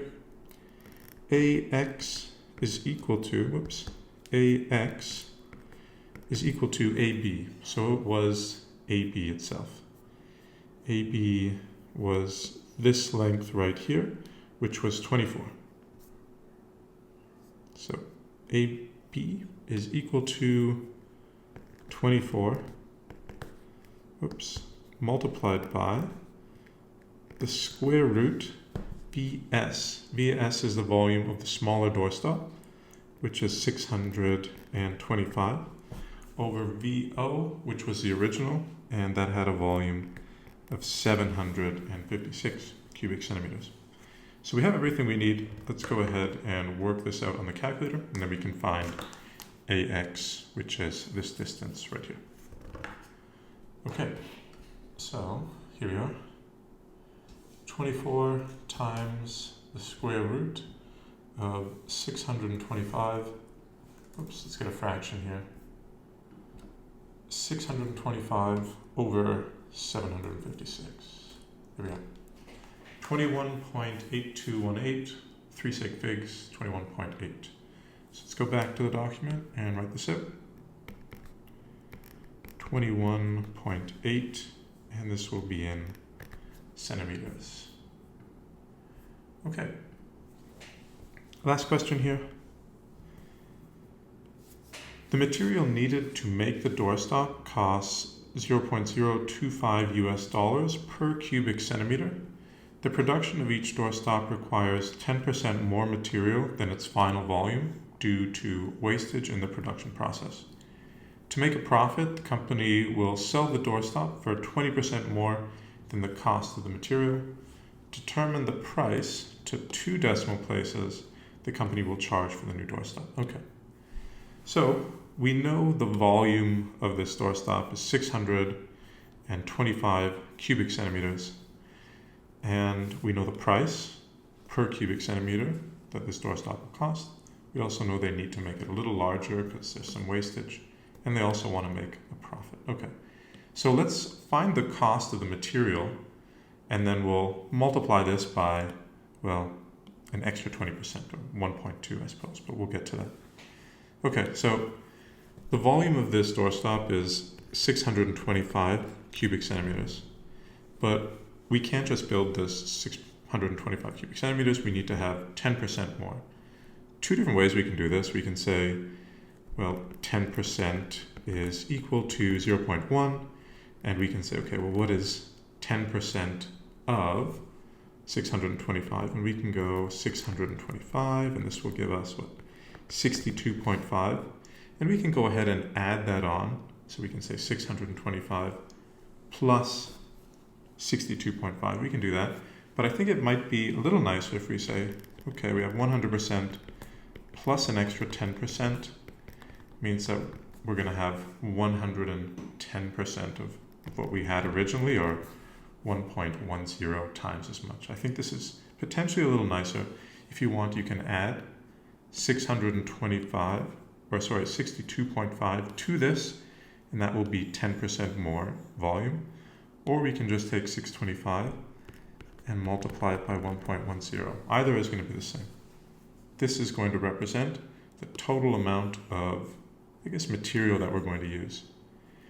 And we know that the total amount of material itself costs $0.025, or we pay $0.025 for every cubic centimeter. So multiply this by 0.025. And this right here is going to be the cost. This is how much it costs just to produce this. Okay, but we don't want to sell just at cost because, well, the company wouldn't make any profit in this case. So we want to increase the price to make a profit. We want to increase the price by 20%. So what do we do with this cost? We multiply it. Again, we want to multiply it by 20% using this same principle right here. We don't want to just multiply it by 100% or 1.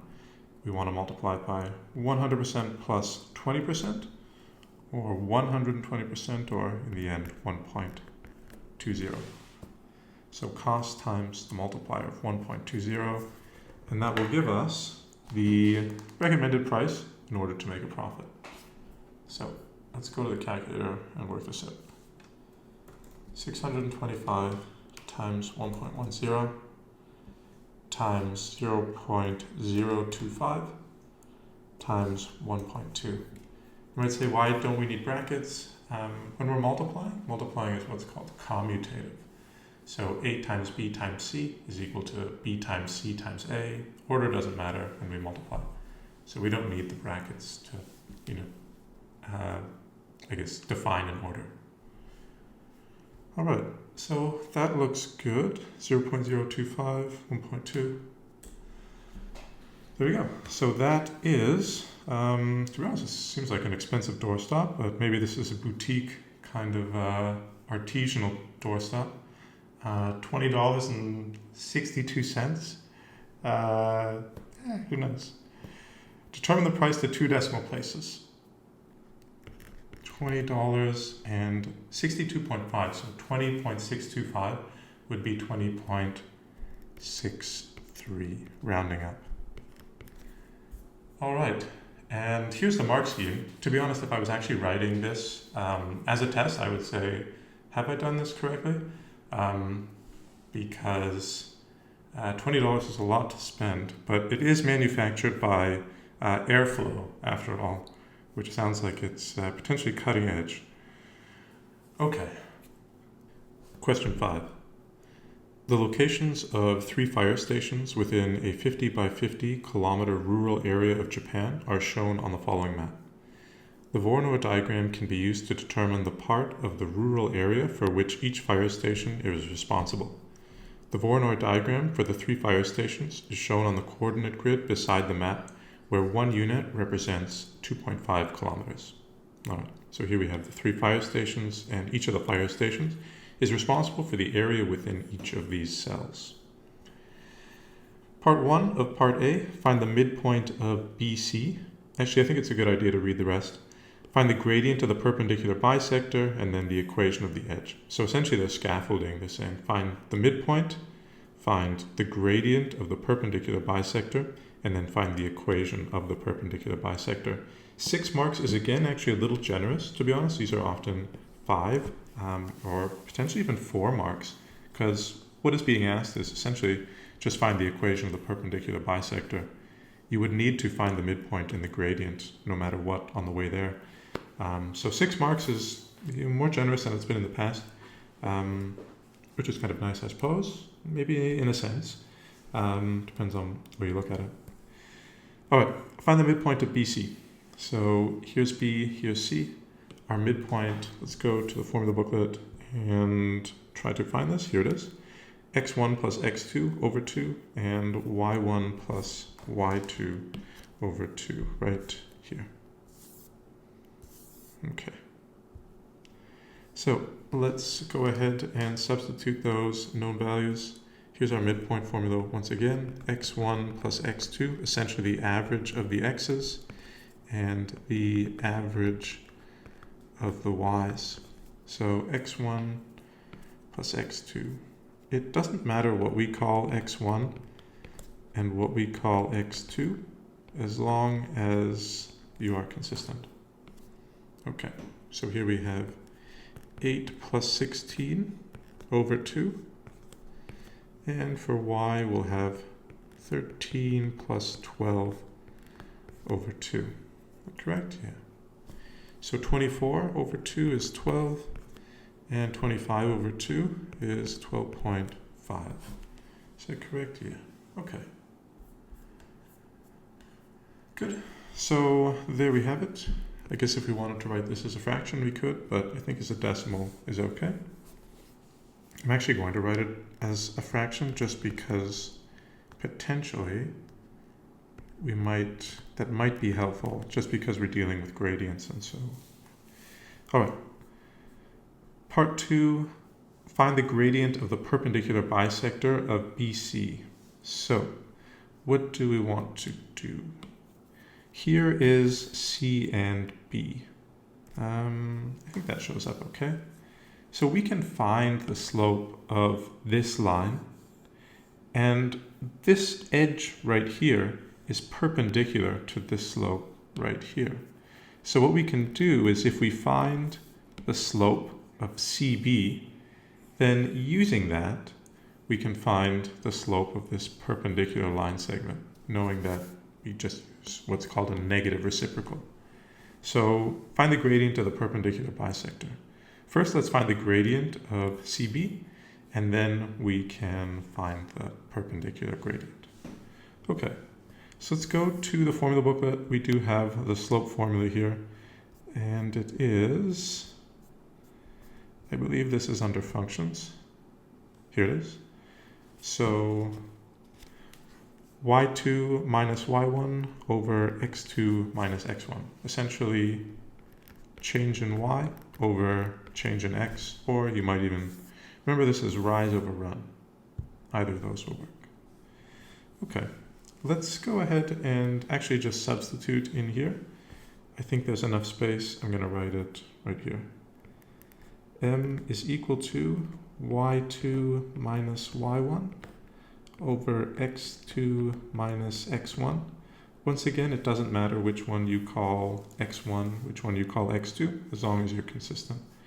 The negatives will cancel out if they're switched around. Okay, so y2 minus y1. This will be 12 minus 13. And x2 minus x1 will be 16 minus 8. So negative 1 over 8, which we can simplify as negative 1 over 8.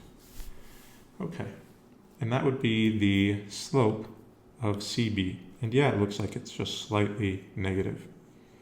I think that's good.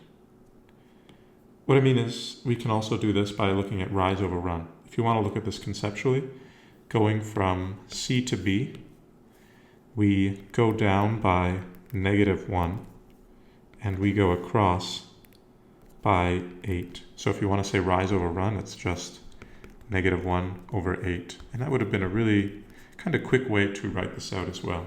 I think drawing triangles is a nice conceptual way to find the slope as well.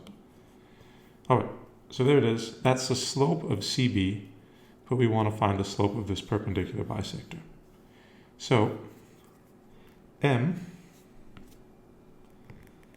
is equal to negative 1 over 8. We want to find M perp, the perpendicular. So what can we do? Switch the top and the bottom and multiply by a negative. So 1 over 8 becomes 8 over 1. It was once negative right here.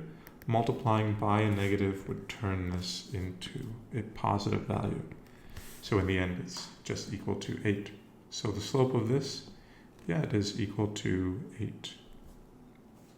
Okay, so the gradient of the perpendicular bisector BC is 8. Hence, find the equation of the edge between sites B and C. So find the equation of this line right here. All right, running out of space, but I think we can write it out, actually right down here.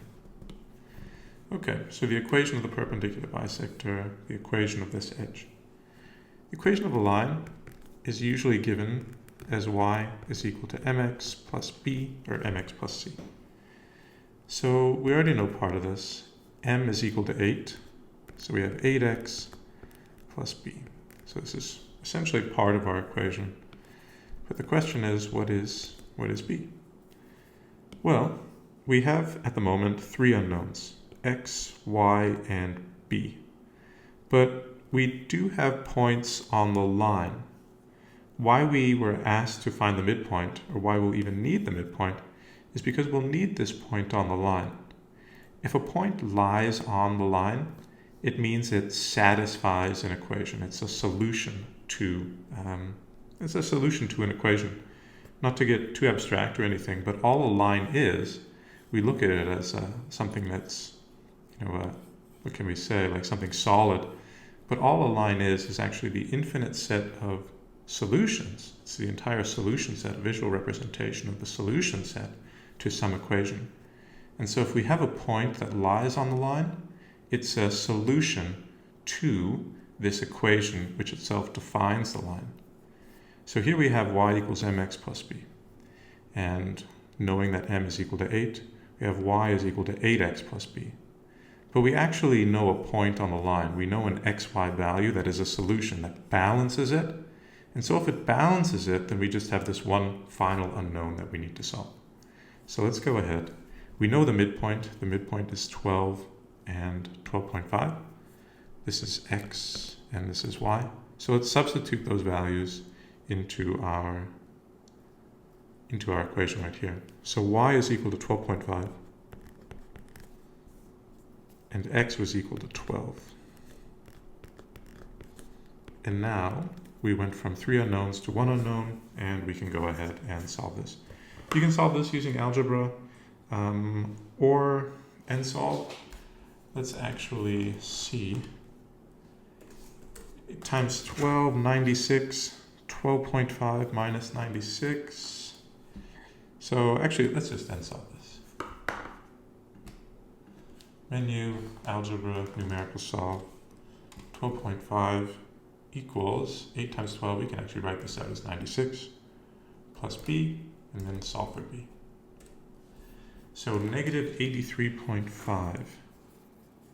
Going back to the document here, b is equal to negative 83.5.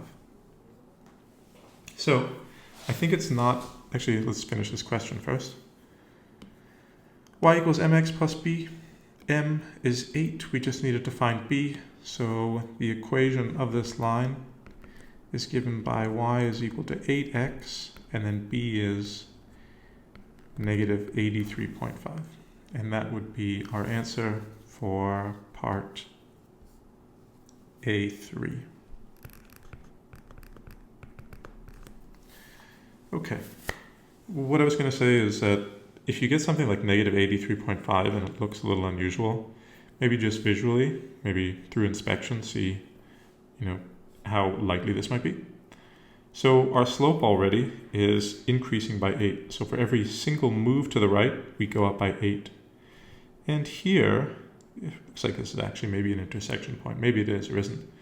But if we're at, let's say, 12, and we're going back left, well, 12 times 8, 12 times 8 is once again 96, so we would go down 96 from this point, and we would be around, we'd be, what is our y-intercept?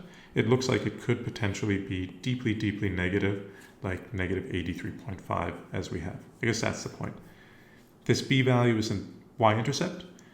It looks like this y-intercept might actually be this far down of negative 83.5. All right. And just in case you're wondering, there it is in the mark scheme as well. 8x minus 83.5. Okay, let's keep going. Part B, part 1 of B. Identify the fire station that is expected to respond based on the Voronoi diagram if a fire is reported at a location with coordinates 1410. Justify your answer. Okay. So where is the point 1410? 1410 would place the fire right around here. So there would be, who would be expected to respond? Well, B would be expected to respond because it is within the cell of B. So justify your response. What could we say? B is expected. And why would it be expected? B is expected,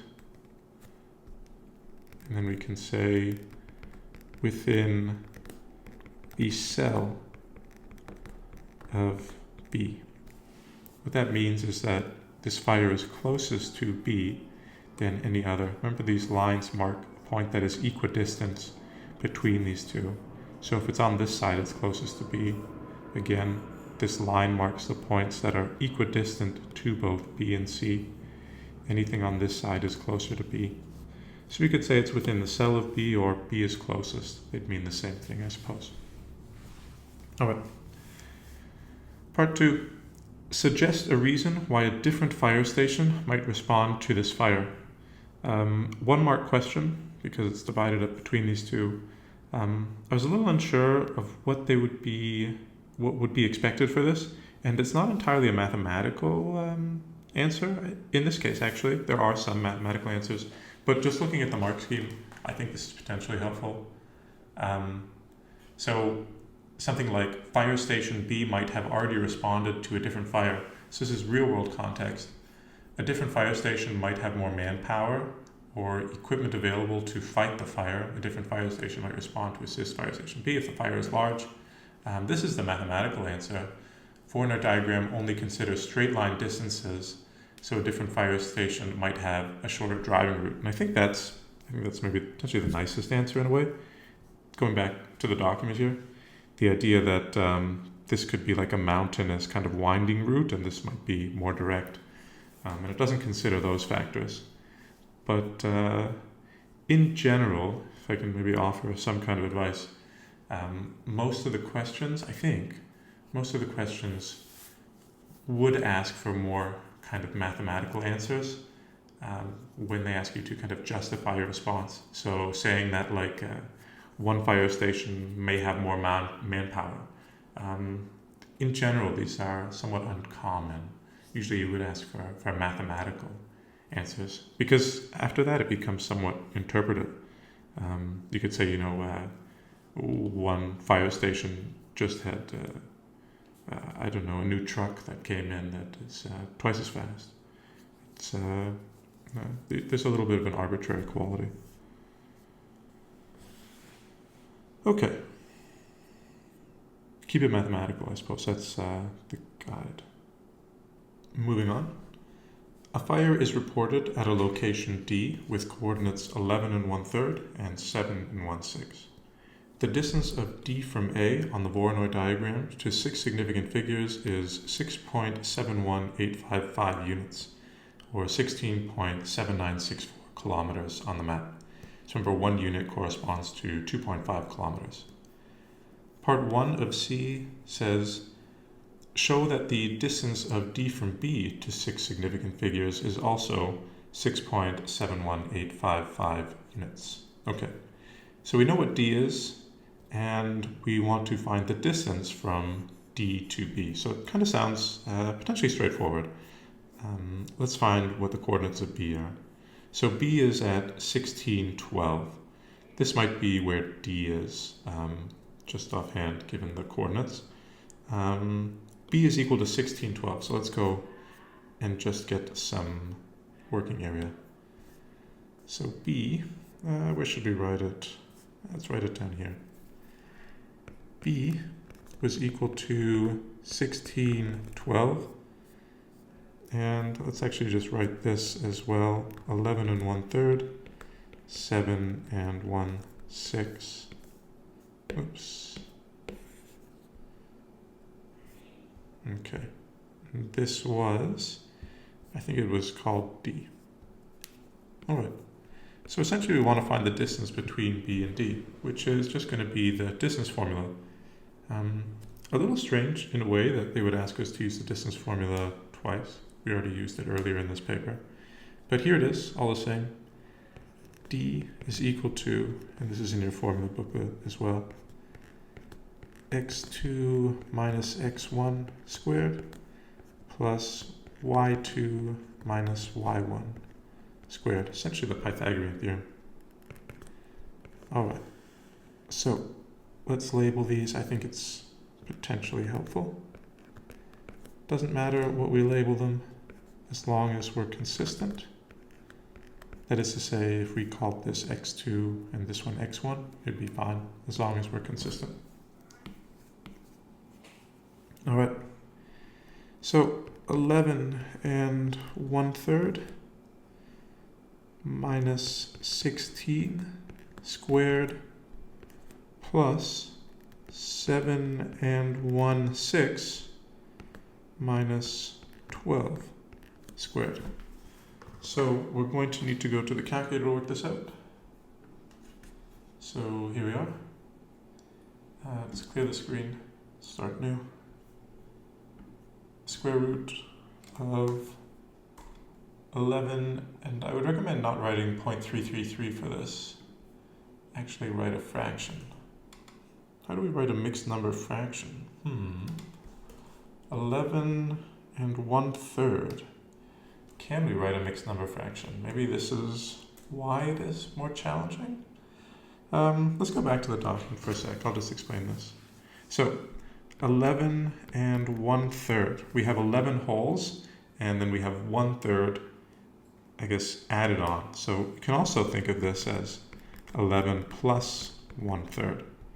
So what is this if we want to write this not as a mixed number fraction, but what's called an improper fraction? Well, we have 11 wholes, and each of those wholes are divided up into, well, thirds, and so on. So we have 11 of these, and what can we say? We have 11 of these, plus we have this 1/3 as well. So how many thirds do we have? Well, 11 times 3, we have 33 thirds plus, well, one other third, we have 34 thirds. So another kind of quick way is to say, okay, 11 times 3 multiplied by the denominator, 33, and then plus that 1 is 34 thirds.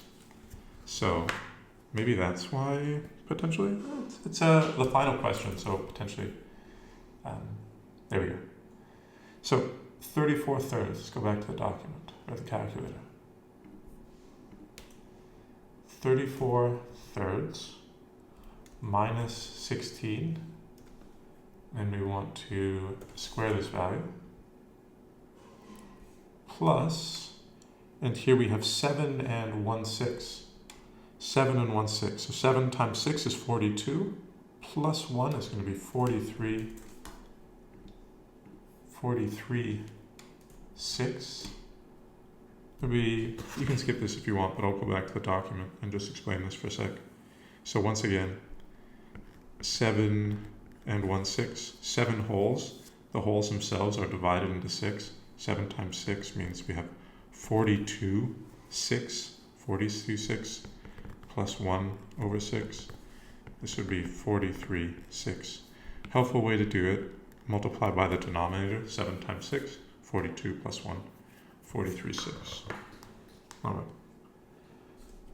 43 6 minus 12, square that value, and we are good. And then hopefully we should get that 6.71855. Okay, good. If you don't see it, sometimes document settings look at float. Float refers to the number of digits. So if you were, for example, set up to float 4, they would only give you 4 digits. And if you wanted even more, you can go float 8 and get even more accuracy. I think by default you should be set on float 6, but just in case. Okay, so 6.71855. Okay. So let's go back to the document here and write this out. In the end, we have 6.71855. Okay. Part 2 asks us to show that any of the 3 fire stations would be expected to respond to the fire reported at D. So what are they saying here? The location of D was, what was it? It was 11 and 1/3 and 7 and 1/6. So here's 11 and 1/3 and 7 and 1/6. So it looks like this fire right here is right at, well, the vertice or the vertex that joins this edge, and this edge. So we know the distance is the same. Let me actually write this out. This is D right here. So we know the distance from BD is the same as was it BA or BC? From DA and DB is the same. So DA and DB is the same. Now I guess what we could do is to show that each of these stations would be expected to respond would be to show that each of these stations are an equal distance away from this fire, which is to say that, well, they meet at this point. And there are 2 different ways to do this. We already have shown that the distance between A and D is equal to the distance between BD. We could find the distance between CD, and that would also confirm. I suppose we could also see if, this is kind of interesting, is if this perpendicular bisector lands at this point as well. If it's on this line, then we would know that it also is this vertex, or this point D lies on this perpendicular bisector and is at the vertice with this vertex right here. That's possible. I think the most straightforward actually would just be to use the distance formula for 813 once again, because we've already done a lot of that work. So 813, that's what I'm going to do. 813. So here we go. So it was for C now, which was at 813, and we already know what D is right here. So let's call this x1 and y1 once again. And to be honest, I think there's actually a fair bit of this that we can use, including actually probably the final answer of 6.71 and so. So let's change these values. Actually, we overdetermined these variables, so we should call this y3 and so. Is that a little too much? Maybe. But it's not bad practice. Anyways, here we go. Let's change. D is already the same, right? This x2, x1, we've already substituted it into here. And this 1612 was from B. In the same way here, we can use the distance formula, but let's do it to find the distance between C and D. So substituting the points of D, this is x2 and this is y2, but we don't need these points. Let's substitute them for what we have for B, or C rather. This is x3, or just x2 if you want. And this is the y value, 13. Okay, I think that's actually going to be the easiest way to work this out. So let's go to the document, the calculator, and work this out. So I'm actually going to go here because this is already done for us by and large. 34 over 3, remember, was from before, and this was 8, because this is the point of C now, and this is 13. And hopefully it should give us 6.7185481 and so on. Okay, so this would also confirm that it's the same distance. So let's go back to the document. 6.71855. So any of the three fire stations would be expected to respond to the fire. How we could actually write that is we could say AD is equal to BD equal to CD, and all of these are equal to this 6.71855. So why would they all be expected? Because they're all the same distance away. All right, final question. The equations of the edge between fire stations A, B is y equals 0.5x plus 1.5. The edge between fire stations A and C has an x-intercept of 7.55. Determine the area to the nearest square unit of the region within the given Voronoi diagram for which fire station A is responsible. Okay, so let's go up to this Voronoi diagram here, and let's actually clear all of this space. I'm going to try to do that just one move. Didn't quite get all of it, but I think that's fine. Okay, so what are they asking us? They're asking us to determine the area that fire station A is responsible for. So here's fire station A, and it's responsible for all of this area. Essentially, we're asked to find what is the area within this section right here belonging to A.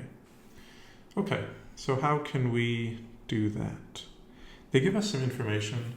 So going back down just for a sec, they give us some information. They say the equation of the edge between fire stations A and B is y equals 0.5x plus 1.5, and they tell us that the edge between fire stations A and C has an x-intercept of 7.55. So let's add that x-intercept in, and then we'll see what we can do with this equation, how we can possibly use that. So the x-intercept of edge AC is 7.55. So this is the boundary between A and C, right? It's that perpendicular line that runs between A and C, the perpendicular bisector. And they told us